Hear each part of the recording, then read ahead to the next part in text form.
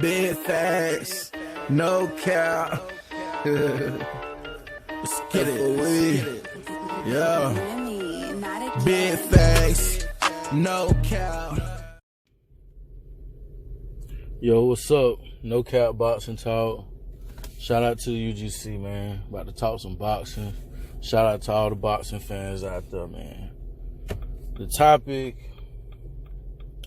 is about Deontay Wilder versus Fury 2 being for the Ring magazine title, which is considered to be the lineal championship title that Fury won back in 2015 when he defeated Vladimir Klitschko and took his belts, his IBO, WBA, IBF,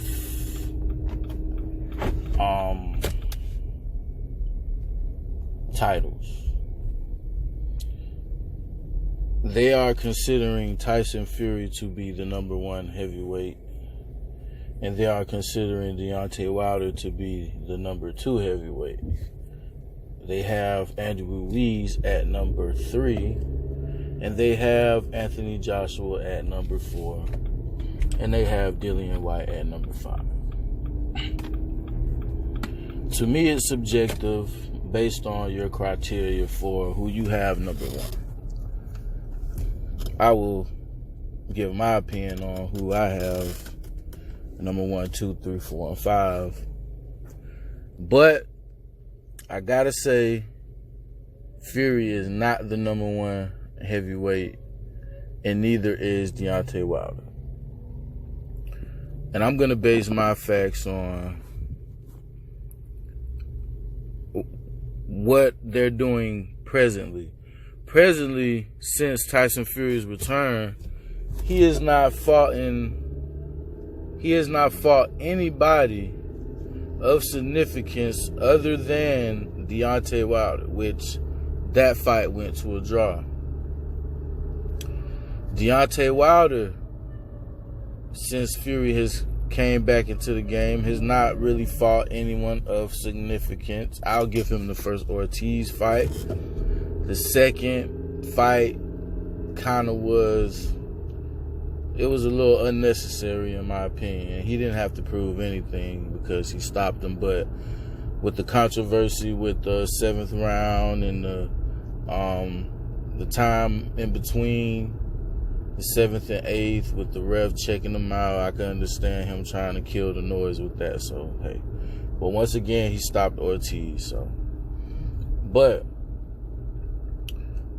my criteria for number 1 or lineal or whatever is who you beat and your resume.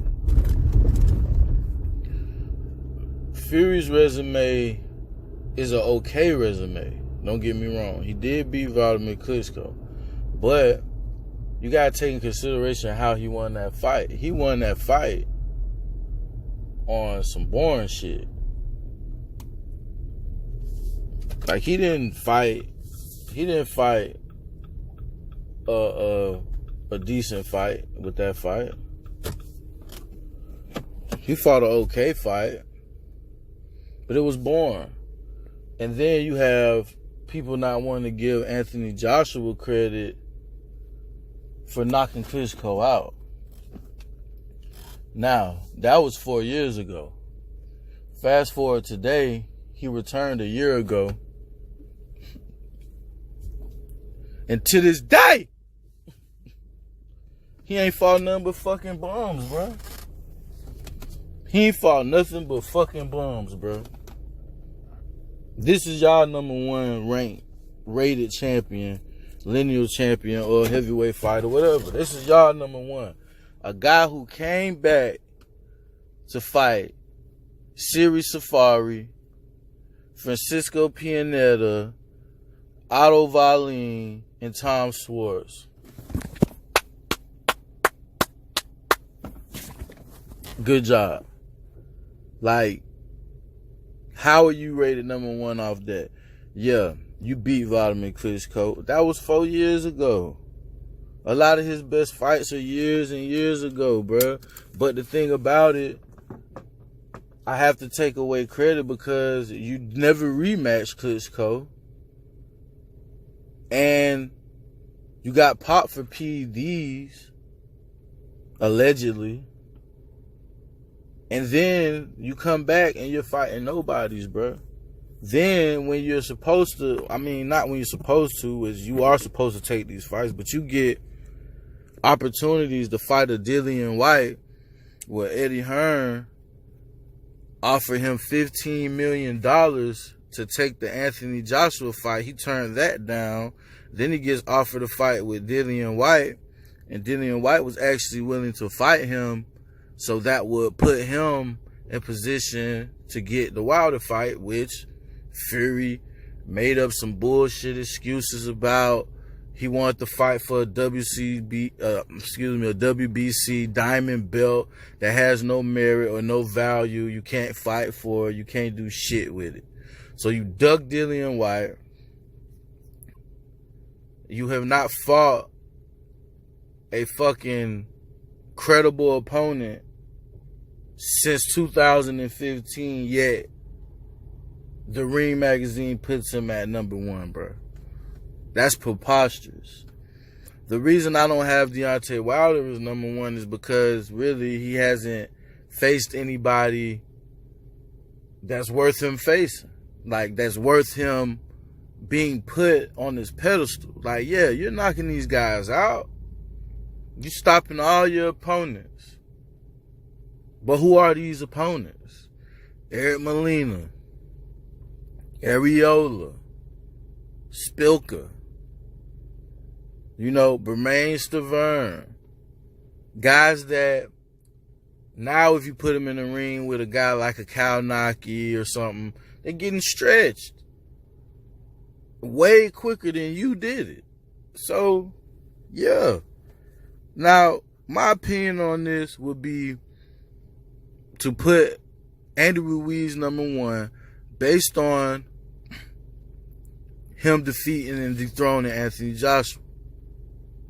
I would keep Wilder at number 2 because he's still undefeated. And his resume isn't the best, but I guess it's average for a guy with power like his. I would like to see him against an actual puncher. Okay? Number 3, I would put AJ because, yeah, he lost, but the resume stands, the accomplishments stand. Everything he's done is better than what Fury did. Yeah, Fury beat Klitschko, but you didn't even, did you even hurt him? Did you drop him? What did you do to him? You just beat him. In a very boring way. And in a way, he went into mental depression, maybe because he didn't want to fight him again. Who knows? He never pushed for the rematch Klitschko, and if Klitschko came back, I would like to see that fight. Now, at number 4, I would put Dillian White. Why? Because since the AJ loss, he's came in there. He's beating the Chisora again, a way better Chisora than Fury fought. A way more experienced power puncher that's still a decent task and a very game and dangerous opponent. Very. He beat Oscar Rivas and Joseph Parker, bro. All fighters that Fury ain't really faced other than Chisora. He has not fighting a top fucking 5 opponent, bro, other than Wilder, and that's a draw. Yeah. Do I think he won? Of course. I think he edged that in the close one. I don't think it was wide as people trying to make it seem, because you got the knockdowns there and you got rounds, maybe one round you can swing. Who knows? But yeah, I give him the edge, but you don't get credit for a draw, bro. You don't get credit for a draw. And I'll give you this.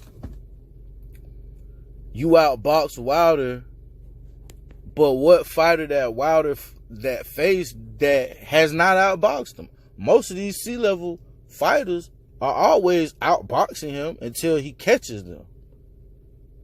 It's the same story. Even Eric Molina outboxing him. Arthur Spilka outboxing him. You see what I'm saying?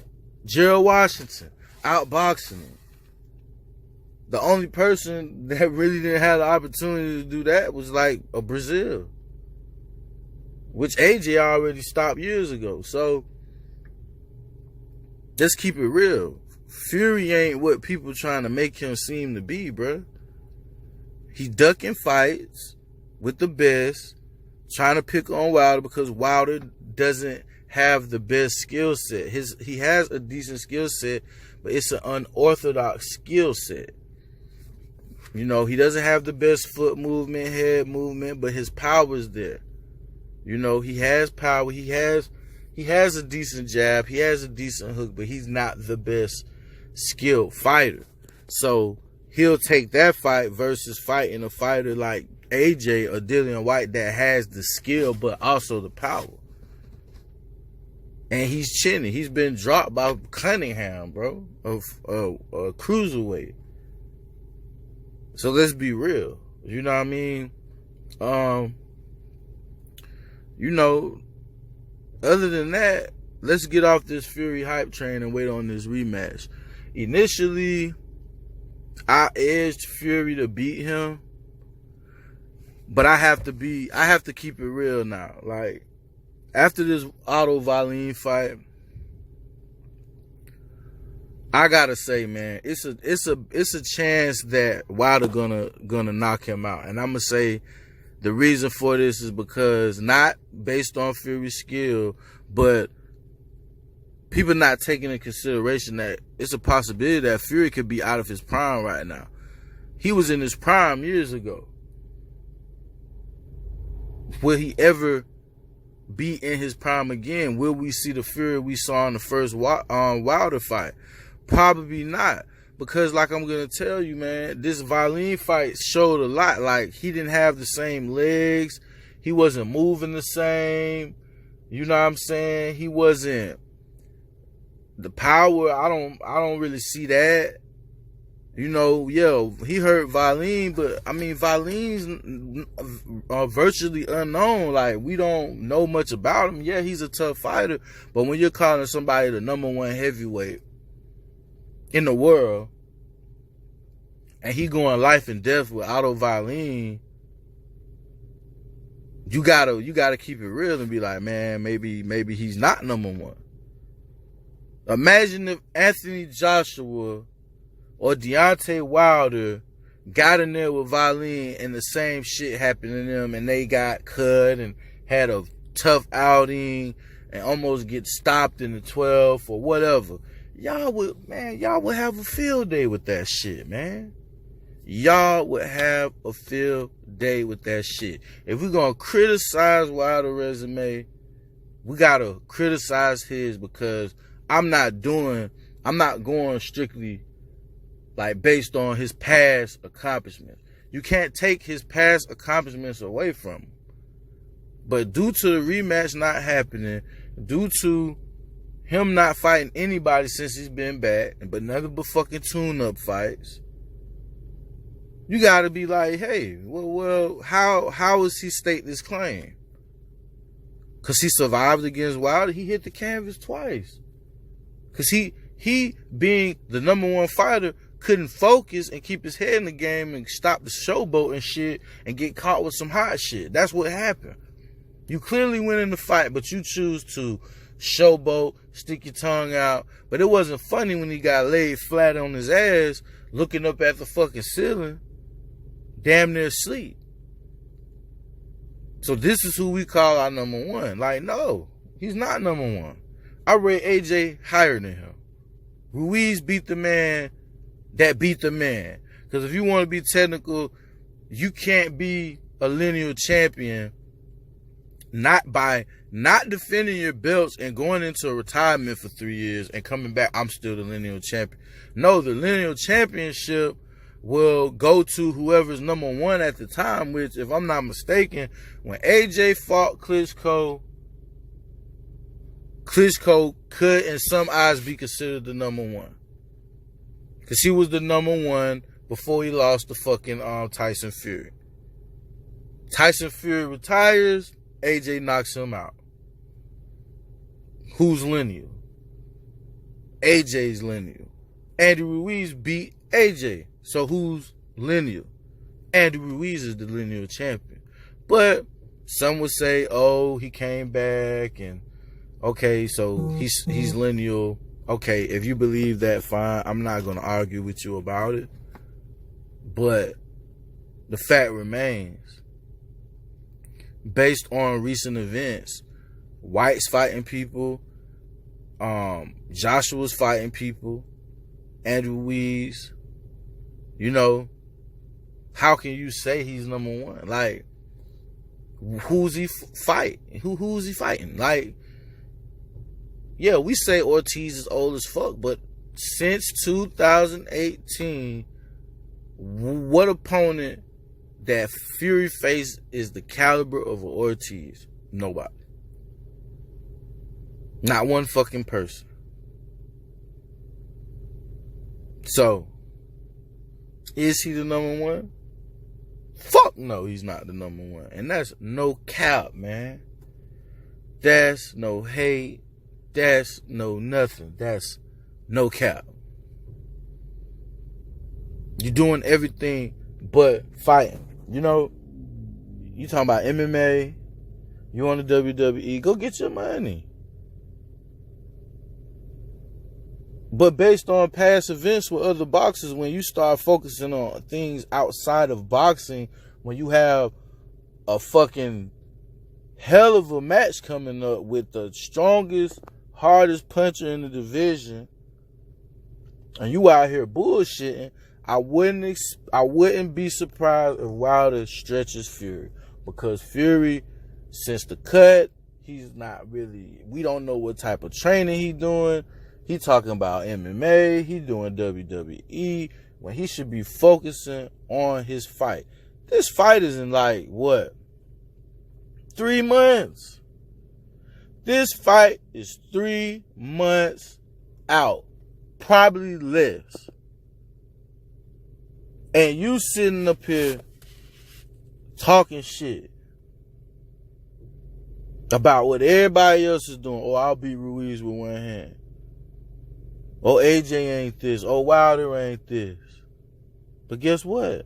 You ain't fought not a top 5 heavyweight since you been back other than Wilder. And you ducking motherfuckers at the same time. And that is no cap. Y'all leave y'all thoughts and comments, man. Like and subscribe. This is preposterous. AJ and Ruiz should be fighting for that Ring Magazine vacant title. There's no fucking way Wilder and Fury should be fighting for that ring belt. No cap.